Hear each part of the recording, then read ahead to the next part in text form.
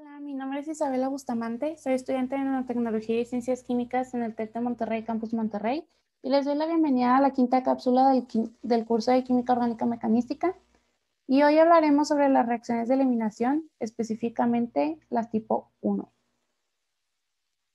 En química orgánica, una reacción de eliminación es un proceso inverso a la reacción de adición, que es lo que vimos en la cápsula anterior.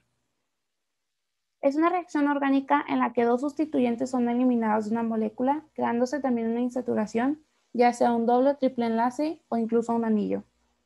Las reacciones de eliminación más importantes son aquellas en las que dos grupos que se eliminan están situados en átomos adyacentes, dando lugar a una nueva insaturación en la forma de un alqueno, un alquino o incluso un carbonilo. Es muy importante mencionar que el producto principal de este tipo de reacciones es la formación de enlaces pi, o sea, enlaces dobles o triples. En la mayoría de las reacciones, la pérdida tiene lugar en átomos adyacentes, como ya se había mencionado, por lo que se les conoce como eliminaciones 1, 2 o alfa-beta. La diferencia entre el carbono alfa y el carbono beta recae principalmente en sus átomos enlazados. Como podemos ver en esta reacción, el carbono alfa tiene un halógeno, mientras el carbono beta solamente tiene un hidrógeno. Existen tres hechos fundamentales en todas las reacciones de eliminación. La primera es que se elimina un protón. La segunda es que existe una ruptura del enlace para el grupo saliente, que generalmente es un halógeno. Sin embargo, existen moléculas con la suficiente energía para romper ese enlace y ser un grupo saliente. Y tercero, la formación del enlace P, como habíamos mencionado anteriormente. Los procesos de eliminación están directamente relacionados con los mecanismos de sustitución nucleofílica SN1 y SN2, los cuales veremos más adelante en el curso. Sin embargo, continuando con las reacciones de eliminación, se ha comprobado que la eliminación puede transcurrir de un mecanismo mono y bimolecular denominados E1 y E2. Durante esta cápsula hablaremos de las características principales y los mecanismos de reacción correspondientes específicamente a las reacciones de eliminación E1. La reacción molecular o E1 tiene lugar sobre derivados alquílicos secundarios o terciarios según un mecanismo de dos etapas.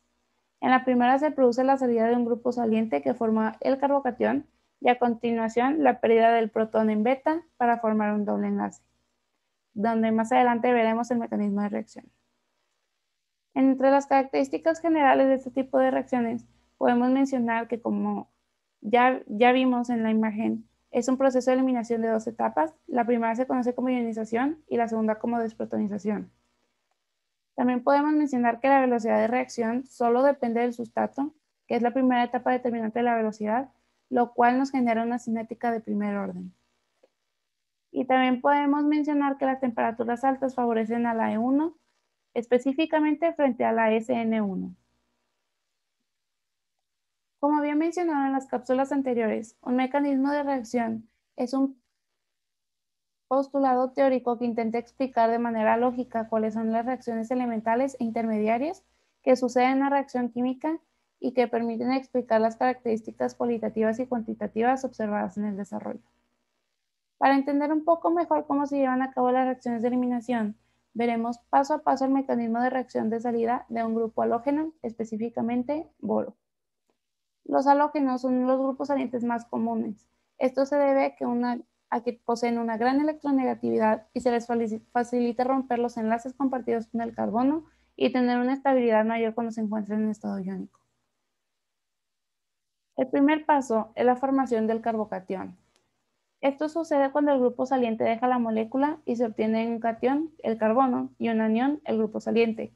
Estos están listos para seguir reaccionando y formar un producto insaturado, lo cual nos lleva al paso 2. El paso 2 consiste en el ataque de la base del carbocatión. El nucleófilo dona un par de electrones con la finalidad de que nuestra molécula libere un protón y se ve en la necesidad de formar un nuevo enlace pi. La base va a permanecer con carga y esto va a permitir que siga dando la reacción mientras tenga sustrato. En cuanto a las reacciones de eliminación, también podemos mencionar las reacciones de deshidratación, que es aquella en la que implica la pérdida de agua. Existen distintos tipos de reacciones de deshidratación y cada una depende del mecanismo de reacción en la que se lleva a cabo, pero podemos mencionar la conversión de alcoholes a alquenos dentro de las reacciones de eliminación. Como podemos ver en pantalla, perdemos un grupo saliente, en este caso agua, y la molécula forma un nuevo enlace pi. La única diferencia es que este mecanismo de reacción, en lugar de funcionar con una base, funciona con un ácido y calor. De esta manera se llevan a cabo las reacciones de eliminación. Como mencioné anteriormente, una reacción de eliminación es lo contrario a una reacción de adición. Reacciones que repasamos en la cápsula anterior. En la siguiente cápsula continuaremos con este tipo de reacciones y revisaremos la información general y los mecanismos de reacción, así como la comparación con esta cápsula de las reacciones de eliminación tipo 2.